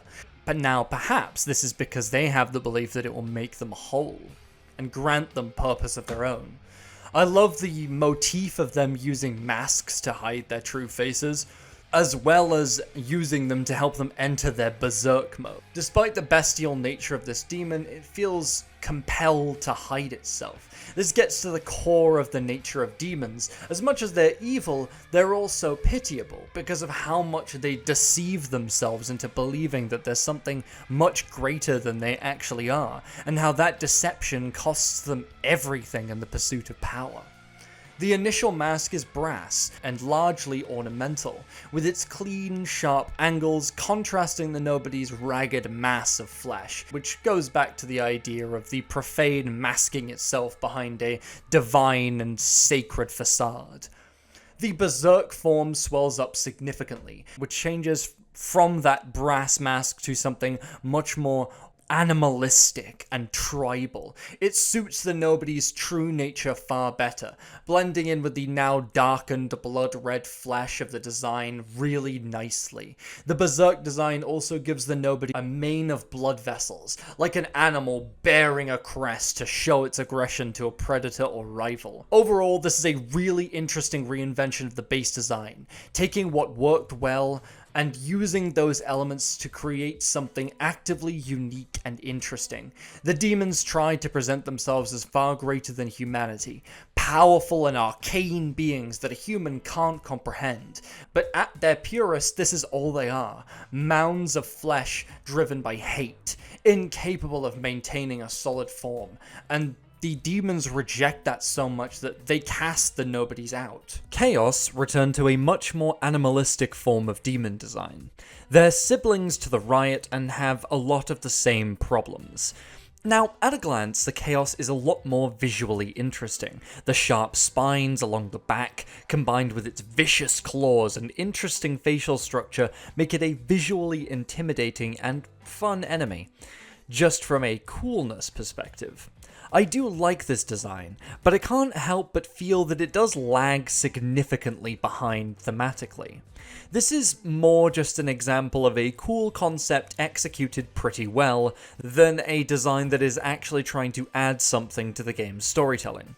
Though, if they were gonna make a cool lizard guy that spins at me, I wish they'd have played more with demonic chimerism and maybe brought in some, land shark elements like the Gladius did in DMC4. Additionally, this one feels very drab color-wise, and there's nothing really to draw your eye to it when it's not in its spinning form and creating sparks. I don't know, I just think the running element of having the flesh break apart to reveal the muscle beneath the lizard's scales could have factored in somehow with Chaos, and it would just make the connection between Riot, Chaos, and Fury a hell of a lot better. That said, there are small touches that make the Chaos a little bit better, like the hollow areas in the skull that obscure its eyes, which is a cool little biological inclusion because of course an animal that is going to be spinning around at high speed doesn't want to have its eyes in a place that can be easily damaged. Additionally, this also links in with the thematic through line of a bunch of the minor enemy demons in DMC5 having no eyes, or having eyes that are obscured, because after all, these minor demons have no purpose. Again, it's a cool design, but it just doesn't really grab me, so I don't want to wax poetic about it too much. Hellbats, similarly, aren't really a design that has been grandly thematically cooked on, and they are more just a cool idea filler design that links in with the Pyrobat. But they are a cool upgrade from Pyrobats. They've now been so consumed by their own firepower that it's engulfed their entire body, making the skin glow red hot, with veins showing through with, blackened tendrils. The flaming crest of the Pyrobat has now evolved into a pair of horn-like organs, which seem to focus the fire. After all, these demons do become more demonic as they evolve and gain more power. However, the heat organ now becomes its greatest weakness, and will cause it to self-destruct if struck enough. This demonic strength is also self-defeating, as no matter how much power you gain, there's always some form of cost associated with it, and that's something that the demons often forget in their pursuit of power. That's it. It's a pretty simple design with no great thematic exploration. It's once again just a cool flaming bat guy. Now Furies are pretty cool. They're teleporting lizards that form arm blades from their own blood, and zip around you without ever even being seen themselves. The first striking thing about the Fury is that it stands on two legs and bears much more of a human-like posture than other demons we've seen. Once again, higher-ranked demons draw closer and closer to being humans themselves. But the Fury is interesting especially because of its lore. Nico's diary entry suggests they're the result of demons that have an earnest desire to go faster, and the thrill of the chase above all else excites them. So their demonic sorcerous powers mutate them into this form based on their wish. Now, most other demons in this game are sort of empty animalistic shells for demonic power, so this kind of choice and then a response from the demonic power is an interesting departure from the ways that other minor demons in this game have worked. It comes off very well in the design too. The Fury is obviously something purposely built for speed, with its thin frame concealing weapons inside of its body so it doesn't have to carry any heavy claws or anything that might weigh it down. The idea that this is a demon that found purpose and strove to achieve that purpose by using its demonic power is really interesting. It shows more of a human side to the basic demons than we've ever really seen before. We've never been given a chance to identify with what exactly a minor demon, acts like within this world, other than just sheer agents of whatever the big demons are doing. And it is interesting to see a demon that has formed power from a single expression of its desire, rather than just a mindless predation of humans and hatred. It takes elements from the Riots and Chaos, the thickly set head and the peculiar lower jaw, and incorporates them while minimizing them in favor of a sleek aerodynamic frame, making the demon actually feel like it did evolve from these two, but still very separate from them. The choice of the deep red color with black and white accents is also interesting. It seems to mimic Dante, implying that it is closest to him in terms of pushing its power out through a purpose. However, despite all similarities to Dante, how do we communicate that the Fury is still fundamentally a heartless beast? By having its eyes be fully white. The windows to the soul cannot be accessed. It has been blinded, and all this power has led to nothing but blinding it to its own purpose, and now it cannot see beyond its own animalistic desires for the hunt. I really love the Fury. I just almost wish more could have been done with it somehow. Like a boss examining this same concept of a demon that wished for something so badly that it was able to bring it into reality. The Lusachia is another great example of this idea taken to the nth degree, and I think there's several reasons why it outperforms Fury in my opinion. It is the evolution of the Baphomet enemy that has become so obsessed with magical power that it has become nothing more than a writhing mound of flesh, with mouths jutting out at various angles, constantly spitting out incantations. Like the Fury, the Lusachia was able to find a purpose that it could use demonic power to refine its body to achieve. However, unlike the Fury, the chasing of higher and higher levels of sorceress power led to it becoming a hideous mutant, which can do nothing but spam incantations, resulting in it becoming a monstrous threat, but atrophying all its muscles and losing all sense of clear, coherent form. This is part of what the game wants to demonstrate about demons. When they use their demonic power in arrogant and greedy grasps for greater and greater power for its own sake, they inevitably have to sacrifice something, which the demons at the time don't see as important, but to the Lusachia, its own form and flesh was secondary to the acquisition of great magical power, which it has achieved, but at the cost of being so physically weak it can't move, now entirely reliant on the power it craved to be able to execute its desire. This idea that power is like an addictive drug that takes away your ability to rely on anything else is a prevalent idea within this design, as the Lusachia has lost all sense of identity or purpose. Beyond theme, this design is just a raw way to represent a demonic spellcaster, making use of the ideas of demonic perversion and chimerism, with multiple giant bodies being fused together. Another interesting detail is the loss of the Baphomet's horns, essentially symbolizing the loss of its pride, even as a demon, losing the one emotion it had left. All of this lost, and the Lusachia isn't even able to appreciate the power it has gained for this price. All this sacrifice, and it is easily able to be defeated by Dante anyway, which is an excellent way to make the demon's story almost tragic and pitiable. But yeah, overall, I just really love the Lusachia. It's definitely one of my favorite enemy designs in this series, as it takes all of the fundamental elements that have been built up within DMC minor enemy design and executes on them flawlessly to create an enemy that's both visually imposing, horrifying, and with its own unique story that can almost make you pity it to some degree. So I'm going to use this opportunity to talk about the Qliphoth in general, since the Qliphoth root boss is just sort of a bit of the Qliphoth tree. The name Qliphoth refers to forces in Hebrew tradition that attempt to obstruct and obscure the will of God, with the name Qliphoth specifically meaning husk. DMC5 takes this basis and uses it for its narrative use of the Qliphoth, which is essentially a giant living parasite that drains humans of blood, turning them into hollow vessels.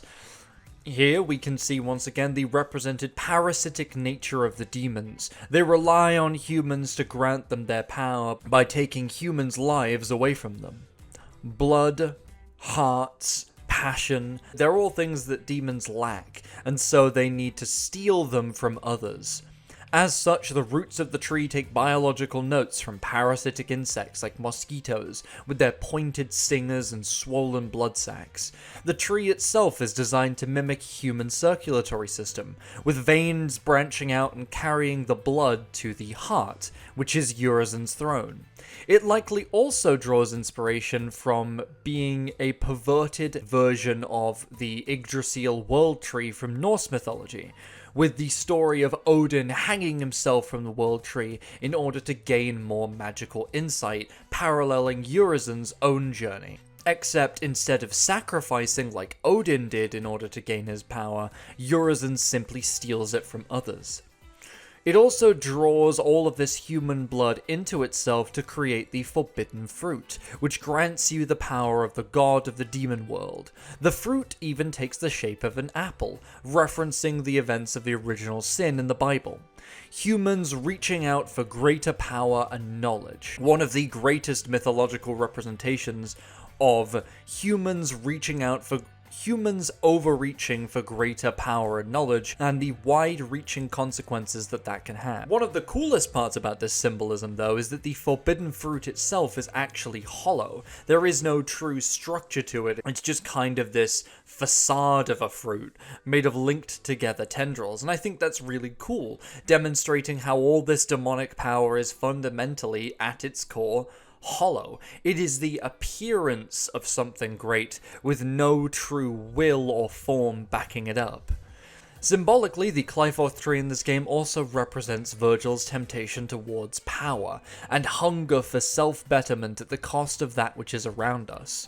If we give in too far of this, as Virgil did, we become parasitic, and only able to take in without giving anything back to those around us.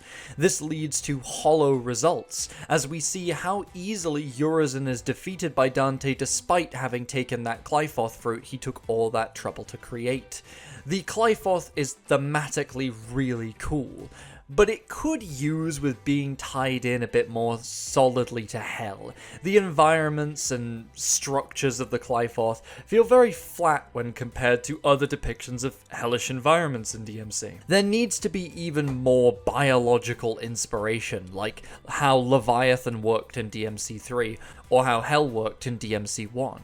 It would work so much better if this aspect of being a false human body was explored to its fullest potential. The concept art is generally speaking much better at this. Goliath is the first true boss, and as the Qliphoth roots are a little bit of a nothing burger, this one really has to land a strong first impression. And it manages. It's a big fire giant guy with two mouths, one of which is a giant stomach furnace. Yeah, that'll do it. He takes his name, obviously, from biblical Goliath, a giant who David killed with a slingshot, which is a playful reference to how Nero kills Goliath despite Goliath's perceived superiority. And that's the core of Goliath, essentially. He's an early representation of how demonic pride and arrogance is inherently flawed. Much like Phantom in DMC1, he's this imposing, giant, flaming creature wrapped in raw power that it seems next to impossible for the player to defeat with your relatively small size and lowered physical power. But you're able to overcome him easily because this arrogance is all a facade. Everything about Goliath screams about this arrogance from the rooftops, from the demonic crown of horns on his head to his stomach literally burning with pride. We do get some subtle hints at the weakness below all of this. The mutation of his body, like the 2 sets of teeth. There's also extra eyes all over his chest, and the ridge that visually splits his body in two, making him look incomplete. It's really interesting that he has lots of eyes on his torso that don't really do anything. This is a running theme with the boss demons in this game where the minor demons have no eyes because they've got their purpose taken away, or they can't see it clearly, boss demons have way too many eyes. They overcompensate and take all this power for themselves, self-aggrandizing themselves into godlike constructs. They believe they're untouchable. But in reality, this is just overcompensation for their own weakness. I really love the small design decision to have his fur harden into spikes at his fists. It looks like he's been charred by his own fire, seeming almost to suggest that his own power damages him to some degree. Once again, there's this running theme of all power that the demons gain coming with a cost that they're not prepared to pay. Goliath is a very simple design with a very simple objective, but I really have appreciated it on closer inspection. Artemis is a fusion of Lady and the Artemis Devil Arm from DMC3. A lot of the parts of this design are a slam dunk, to be honest. I really didn't expect to like this one as much as I have. It takes critical elements from both Artemis and Lady to create a fantastic demonic twisting of the character that it's based on. From the demonic end, you have the uses of silver and purple, and the biomechanical nature of Artemis as a weapon, used as the base for this demon's design. Then your eye is drawn to the outer wings, which are symbols of this demon's power, which are arrayed with eyes that shoot powerful laser beams. Once again, we're returning to this idea of demons overcompensating when it comes to eyes, but we'll get back to this. These wings then conjoin at the main body. The torso is much more fleshy, representing the human Lady core, a demon unable to escape its human influence. Now, it obviously is playing with themes of demonic parasitism here, but it also plays with Lady's themes and implications to create a beautifully perverted version of her design. You have this massive focus on these angelic wings and holy light raining down around Artemis. Well, Lady is the descendant of the Holy Maiden in DMC3, so this design is drawing on those story elements to effectively pervert one of the cores of her character. The choice of name is also extremely interesting. Artemis, as you may know, is the Greek goddess of the hunt, who is equal parts stubborn protector of the weak and vindictive huntress.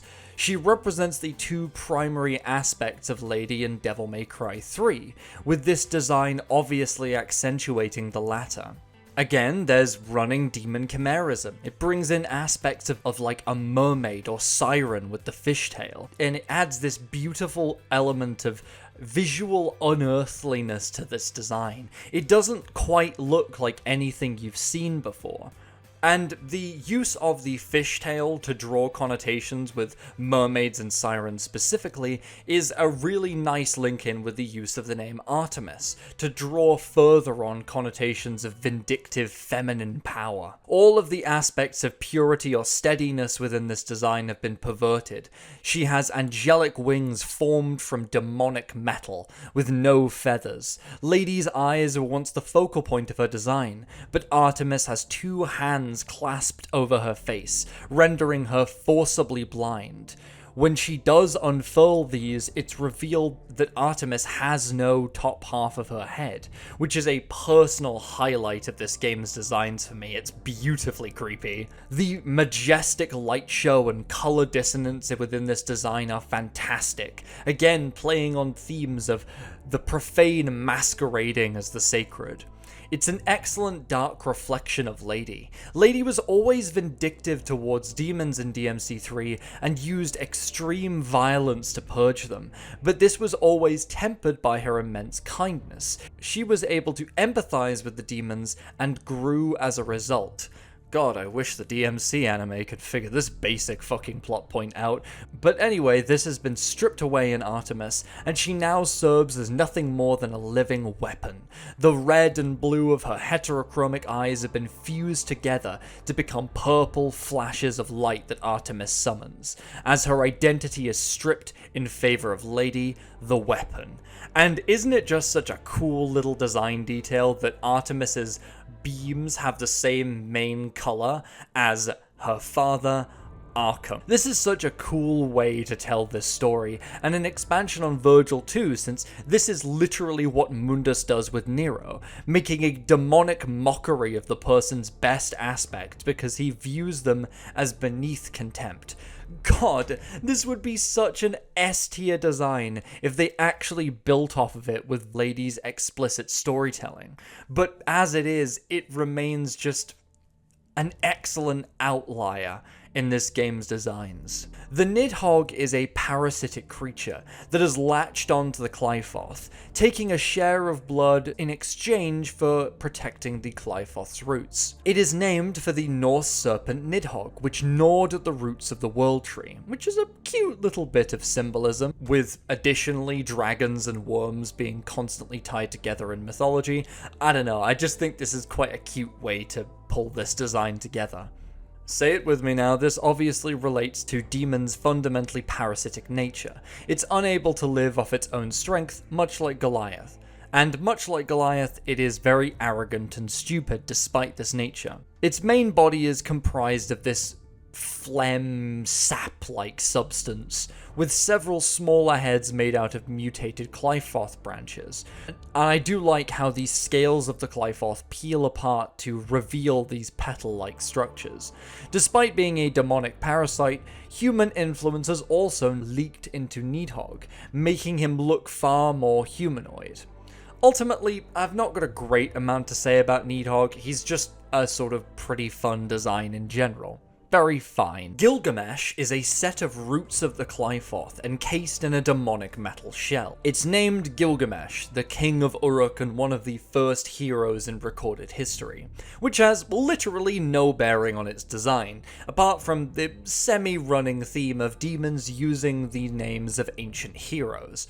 Once again, profane masquerading behind the sacred. In-game, this is a giant insectoid metal golem, with limbs formed of coiling roots of the tree. Now there's also quite an interestingly balanced visual language here, between the ordered sharpness of the demonic metal and the undulating flesh-like quality of the Qliphoth tendrils. These two conflicting shape languages demonstrate the creature's facade of strength, while in reality it's fragile.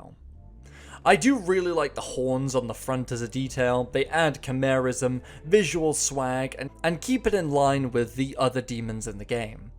That said, I much prefer the concept art where it shifts through multiple forms and looks much more like an amalgamation of organic matter and metal parts. This could definitely have used some form changes. Otherwise, it's a very middling design, with not really that much for me to say about it. The Elder Geryon is a cool reinvention of the base Geryon's design, with the twist of making it more obviously mechanical and emaciated, setting it apart as a demonic horse more strongly than the previous Geryon, which just kind of looked like Ghost Horse. I love how its proportions are ever so slightly emaciated. Like the other demons, it doesn't need a strong body because its demonic power carries it forward. However, outside of that, there's not a huge amount to say about it, so I folded it in with its rider Cavilere Angelo. Cavilere Angelo, much like Artemis, is a demonic twisting of Trish into a manifestation of her base demonic nature. Cavilere Angelo means a knight angel, and the word Cavilere also refers to a specific type of mounted cavalry. There's associations here with military superiority and martial pride, which immediately builds a sense of this demon as a proud, arrogant duelist. Now, speaking of the mounted form, this is a really interesting play on Trish's first appearance, and her association with the motorbike in Devil May Cry 1. It perverts Trish's physical design in many ways too. Cavilere Angelo is perfectly symmetrical, where Trish had many idiosyncrasies to her design. There's this idea of removal of individuality here. Her design is closed off, sharp, and angular, compared to Trish's softer shape language and open showing of skin. We really do get the sense here that this is a returning of Trish to being a demonic puppet. I think the sword design is really cool here and sticks out to me a lot. I love the idea of it morphing between sword and lance when necessary, and the unconventional, weird four-pronged design.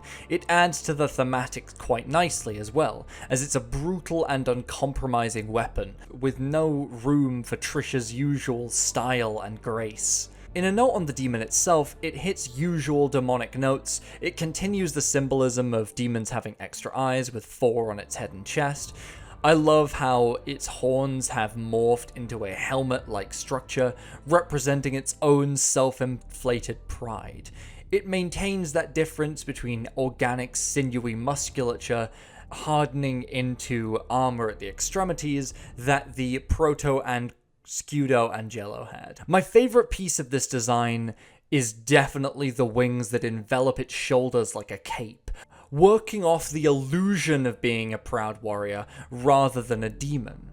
I love how it interacts with it, treating it like a bullfighter's cape and luring Dante to strike it for a parry, a representation of its regal arrogance and confidence to block Dante's strikes, as well as its hidden weakness, its desire to hide its own body, as well as, in a practical sense, how easily it can be parried. Trish is obviously a less formed character than Lady, so there is less for her demonic clone to work off of, but they still did a really good job of making Cavilere an arrogant and soulless puppet of the Demon King, who revels in martial prowess and strength above all else, but is a sick fucking demon in his own right.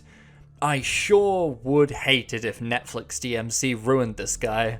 Malphas is a great design, which is implied by Nico to be the fusing of a human arcane sorceress and a baby bird demon, and she's a really generally interesting play on a witch-type character. The sorceress attempted to gain infinite power by taking a baby demon as her familiar. However, she was unable to contain the demon's power, resulting in her hideous mutation into the two creatures fused together. Her lust for greater power and being unwilling to pay the price caused the mutative properties of demonic energy to run amok. And this should remind us of what happened with Arkham when he tried to take up Force Edge. Its lower half strongly resembles a bird fetus, blind with no fully formed wings and this half-formed beak which slopes over a mouth of human teeth. I love that it is implied that the essences of the two have blended together much further than just the top half of a woman, the bottom half of a bird stitched together. The demon's wings are angled forward and are actually deformed claws, a great perversion of avian physiology. The body horror in this design is just generally very strong. It's really quite unsettling and unpleasant to look at. The sorceress is surrounded by a ring of druidic stones, though, that shimmer with demonic power. Arranged like the petals of a flower, they seem to be safeguarding her against full consumption by the demon. There's a pool of inky black water which the sorceress rises up out of.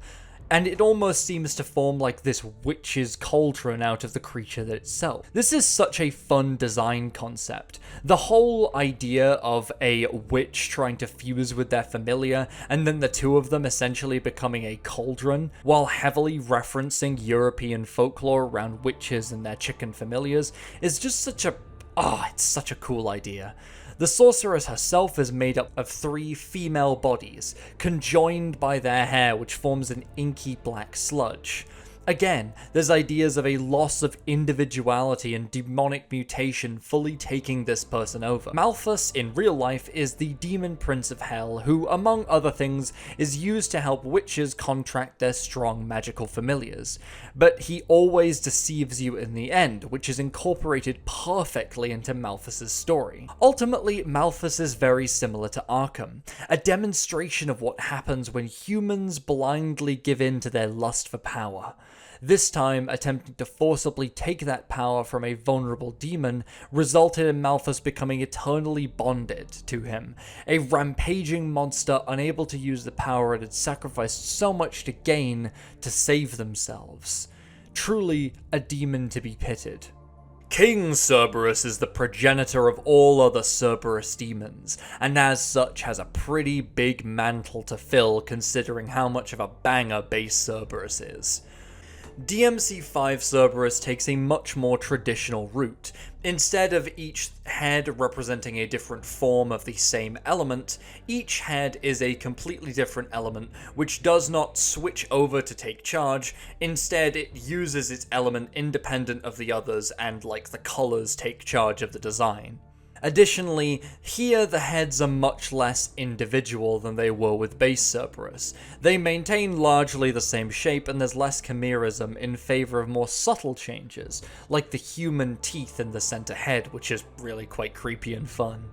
Each head has a distinct personality. Fire is filled with rage, lightning is constantly prideful, and cold is collected and intelligent, which is possibly the reason for the cold head's more humanoid appearance. I love how the heads take the shape of a gargoyle, which references its nature as a protector and a guardian of the fruit.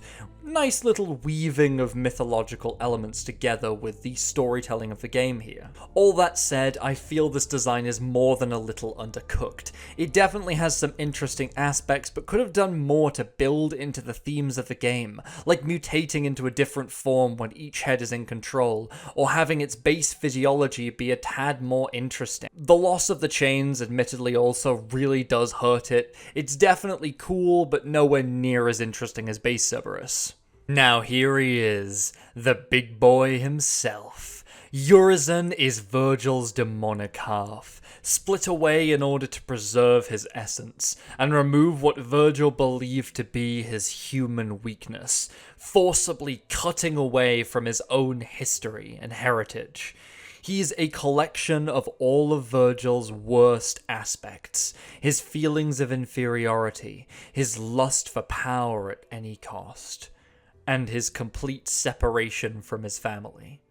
When we meet Urizen, he's enshrined in a demonic throne formed of Qliphoth roots, barely willing to even raise a hand to deal with Nero or Dante, instead attacking with raw demonic power. The Qliphoth also now acts as his armor, serving as two purposes. Narratively, it obscures his identity, so we get that nice little Virgil reveal at the end, but also represents Virgil's running from his true self, and obscuring it with his lust for demonic power.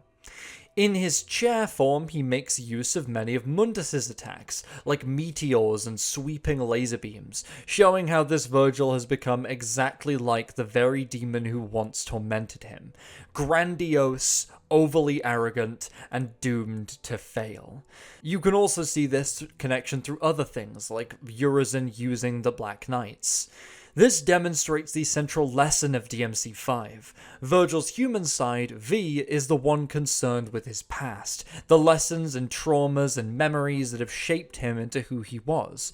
Without that, there would be nothing stopping Urizen from treating humans as nothing more than ants to be stepped on, and becoming exactly like Mundus. When we become untethered from our pasts, and refuse to learn from and accept them, we become the very picture of the things things we despise. His true form then is covered in eyes, constantly tracking your character wherever you move, which once again links into the theme of demons overcompensating with their eyes.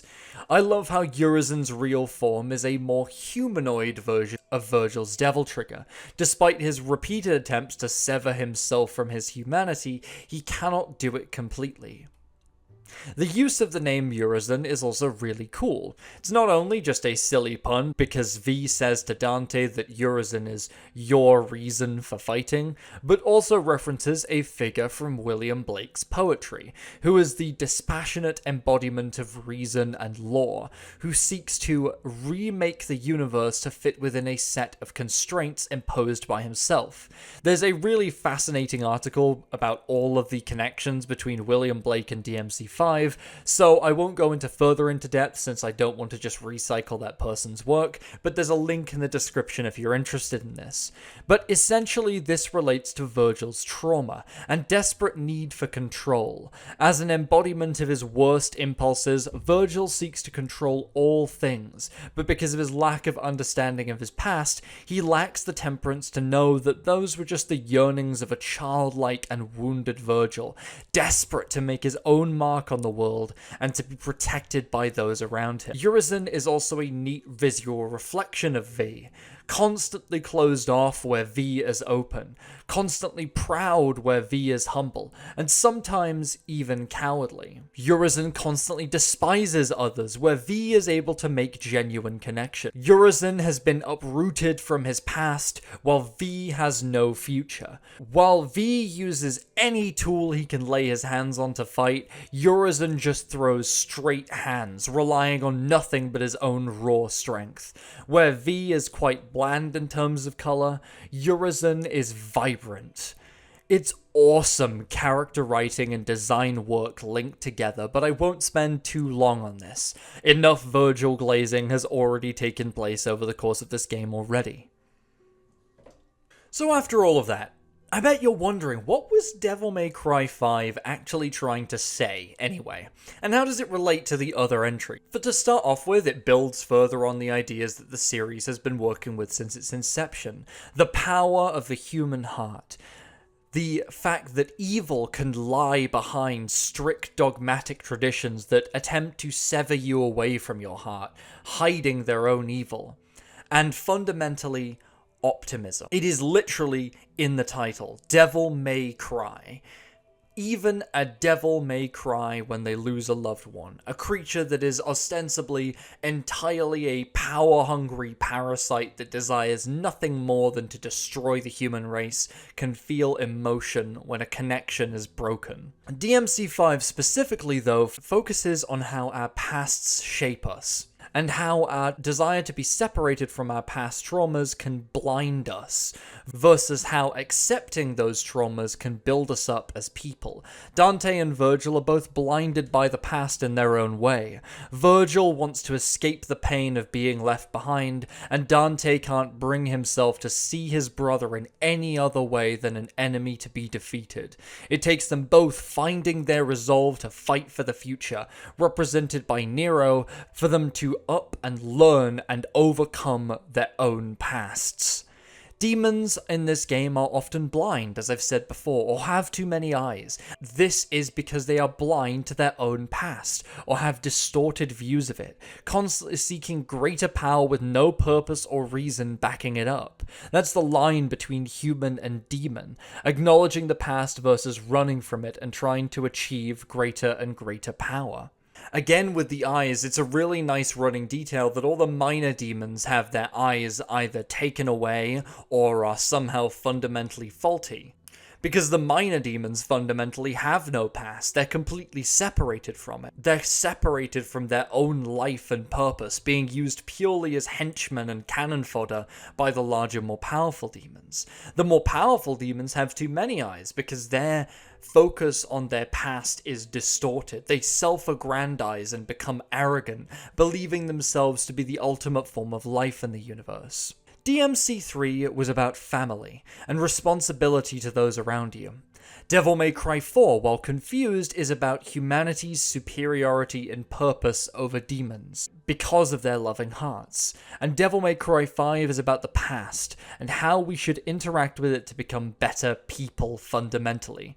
Which is such a perfect way to conclude the series thematically, I feel. Bittersweet, but beautifully optimistic, as this represents the series breaking away from its own past, with this being Itsuno's last game. Anyway, I hope you guys enjoyed this video. I know it was a lot of yap, so I won't ramble too long at the end. I just really hope this video brought something new or cool about the designs of Devil May Cry 5 to your attention. And once again, if you were interested, go ahead and drop a comment below talking about the designs. If you agree with me and think I had the right idea about some of them, or brought something new and interesting to your attention, or if you disagree with me and you think I said something really fucking stupid about one of the designs, I want to hear it. I want to discuss these with. Anyway, I said I wouldn't ramble on too long, so I'll see you in the next one. Bye bye.